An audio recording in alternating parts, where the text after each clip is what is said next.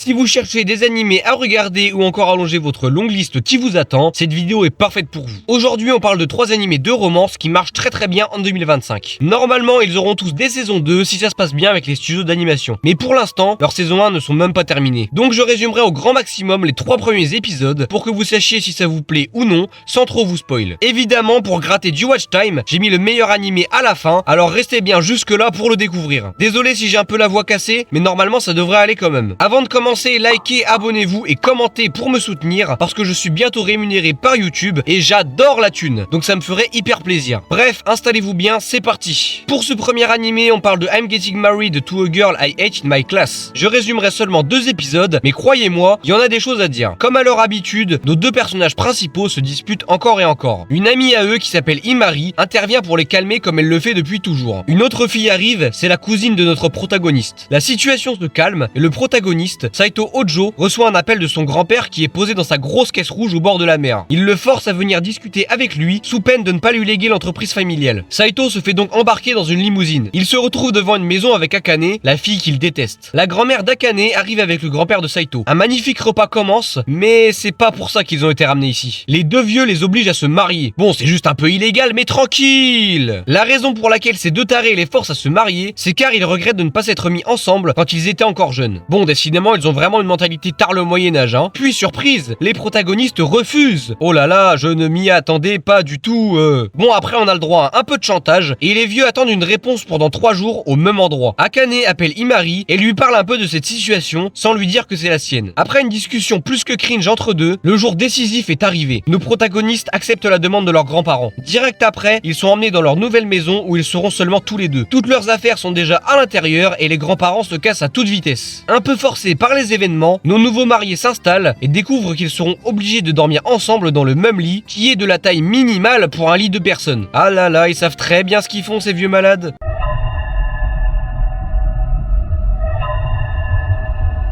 Après une première nuit bien cringe, bien gênante, nos mariés se promettent de n'en parler sous aucun prétexte au lycée. Bon, moi je vois plutôt une tentative d'intimidation qu'autre chose, mais bref. La même journée, Saito se fait déjà cramer par Chise qui s'est renseigné à leur grand-père. Et ben dis donc, il leur a duré longtemps le secret. De retour à la maison, Akane découvre l'alimentation douteuse de Saito.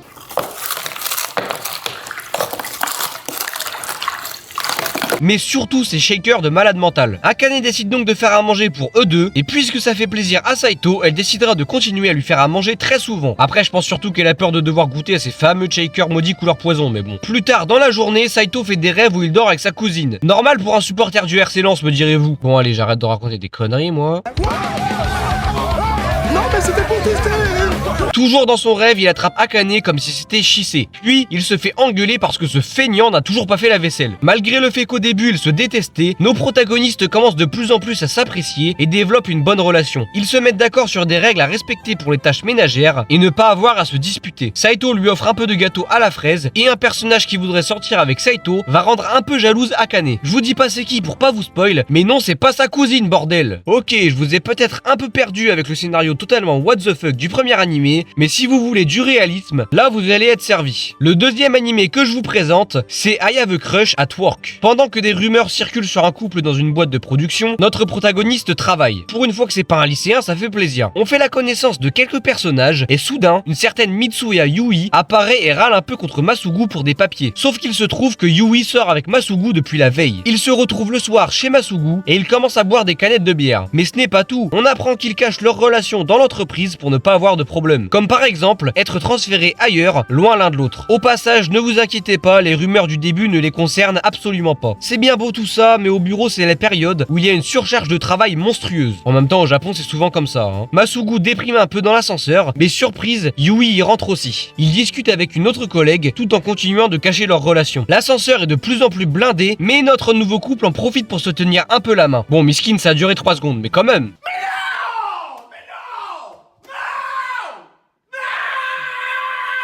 Un soir après la fin de la forte période de travail, Masugu et Yui décident de partir en rencard pour la première fois depuis longtemps. Ils sont même bien gênés au début quand ils se voient. Direction la salle de cinéma, où ils regardent tranquillement un film bien gore avec des bruits de Kalachnikov. Sauf qu'évidemment, à la fin du film, ils croisent comme par hasard un collègue qui les invite à manger. Toujours dans l'optique de cacher leur lien, notre couple sort toutes les excuses les plus bidons de la planète, mais pas de problème, ça passe sans souci. En plus, le collègue a payé le repas pour eux, c'est vraiment un bon. Même si on le reverra jamais de l'anime, puisque c'est un random. Pour finir le rencard, Masugu essaie d'embrasser Yui, mais il se prend un bon gros stop.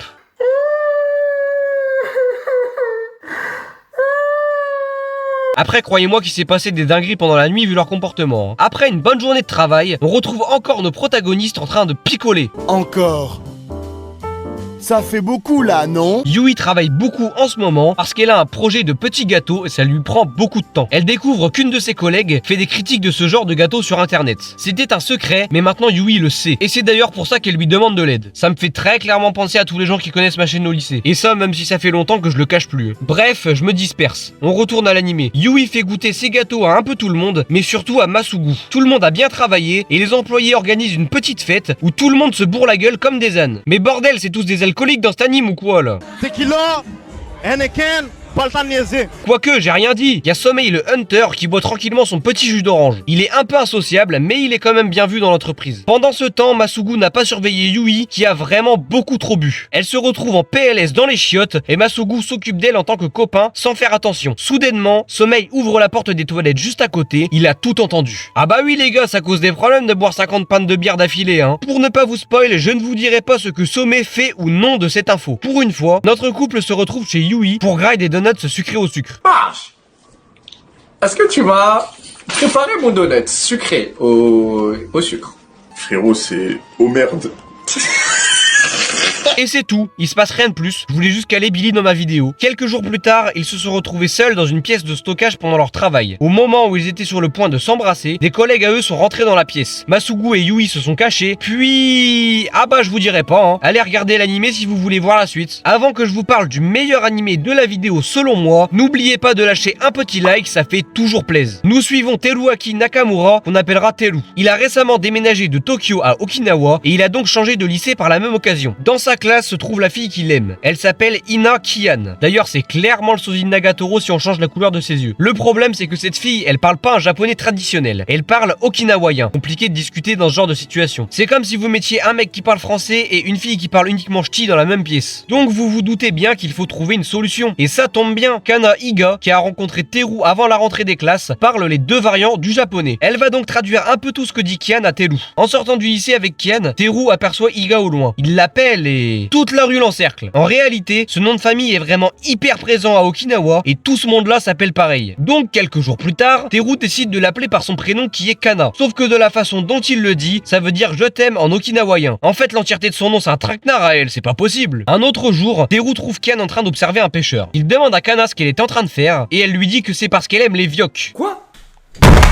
Comment ça, mon ref? Teru croit comprendre qu'elle aime les personnes plus âgées et ça lui met un bon gros seum tel la Belgique à la Coupe du Monde 2018. Pardon les Belges, j'étais obligé de sortir cette vanne.